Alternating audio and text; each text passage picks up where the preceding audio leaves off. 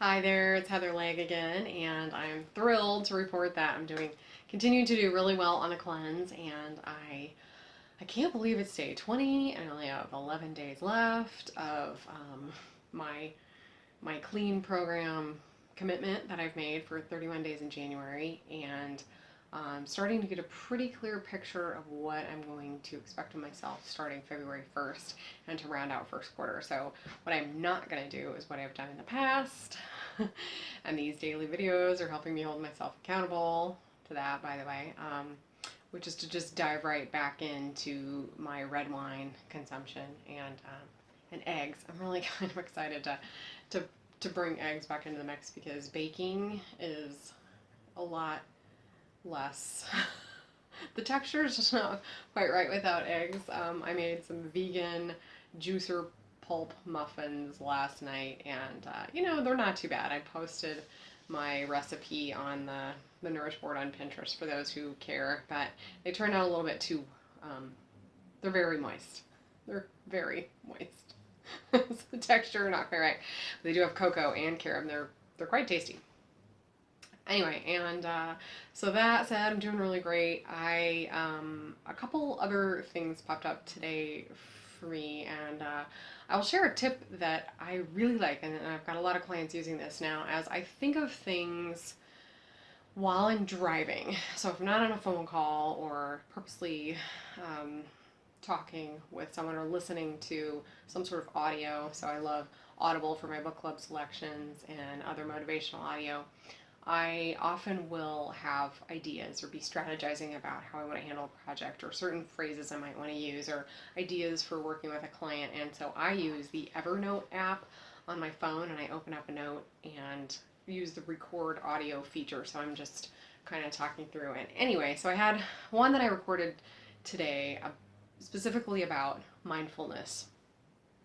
And in this case, I was just thinking about how obnoxious it is that people have this habit of not being fully present in so many situations. It's not just business meetings. It's not just my some of my clients, colleagues, and just business contacts. But it's in a lot of personal things now too. I always make it a habit to put my phone on silent or at least vibrate. Even when I go to the gym, if I'm in a gym class, I'm working with a trainer, when I go to my massage therapist, of course, I don't really want that disturbing. I mean, besides, I can't answer the phone while I'm on the table. Um, but just being in meetings, like I'm amazed how many people don't do others the courtesy of putting their phone on silent or even vibrate.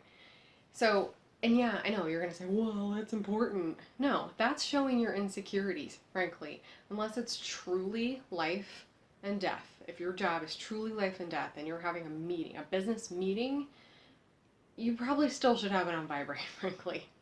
Yes, I really believe that. I mean, maybe there are rare exceptions, but come on, how many of you don't really have life and death situations happening and you're showing your insecurities right out there when you can't turn your phone rare off for an hour meeting. So you can disagree with me if you want, but that's what the rest of us are picking up, whether it's subconscious or completely overt, is depends on the person. So being more mindful requires you to do all the honing and just to make a decision about what you're going to focus on and limiting it to a smaller finite amount like the Success in 90 program does allows me to focus squarely on some of the few things that I've identified as important and to be perfectly present and focused and mindful about those things, inherently giving myself permission to not park the rest of it indefinitely, because I think that causes so much anxiety in the background and stress, but that I'm going to look at it again in quarter two or on the weekend or whatever it is. So I really wanted to address a couple of those things. So honing in on what you really want and making a decision, a specific decisions about what you're focusing on allows you to say no to so many other things, because you cannot be effective if you're saying yes to everything. That's when overwhelm kicks in, and that's when procrastination kicks in, And that's also when we're not mindful because we're so overwhelmed and not present to the situation right in front of us or the person right in front of us. If you find yourself often in a situation where you're trying to think of your response or what you're going to say in a conversation and not truly listening to the other person, then this is something you need to work on. So that's kind of where I'm at today. Thanks for letting me share. I hope that you continue to kick ass on your goals. We're 20 days into the first quarter, and I am excited to continue hearing from each of you back on what you have going on, what you're struggling with. So share with me. I know a lot of you have been sharing verbally and maybe some Facebook messages, but stick some stuff out there on the blog. Let me know what you want to see more of, less of. I'm game. This is it's getting a lot easier for me to just roll this video and figure it out, and I'm so thankful that I had this idea to hold myself accountable to my goals, because as we've already discussed, consistency is one of my challenges, and this is making me more committed to doing it. So thank you for that. Appreciate it.